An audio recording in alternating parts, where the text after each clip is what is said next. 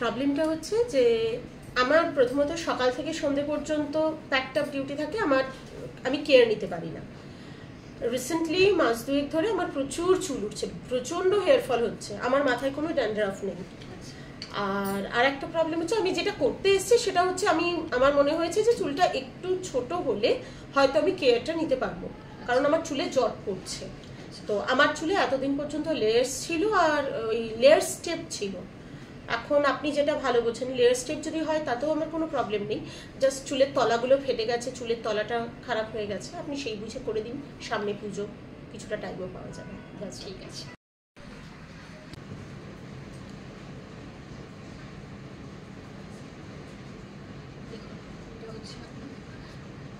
থেকে আর মানে অনেকটা কম লেন্থ ছিল তো, তো আমি লেন্থ কমাইনি।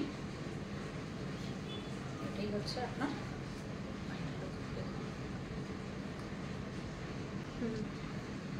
সামনেটাকে আপনি সামনেটা আমি এরকমই করি, এরকম, হ্যাঁ আমি এরকমই রাখি এবং আমি সাইড শীতেই করি, ভালো লাগছে আমার, একটু অন্যরকম। ঠিক আছে। তেল ইউজ করে তো, অয়েল ইউজ করে আপনি তো বাইরে বেরোবেন না, তাতে হেয়ার ড্যামেজই হয়। হ্যাঁ, কিন্তু এটা থাকবে।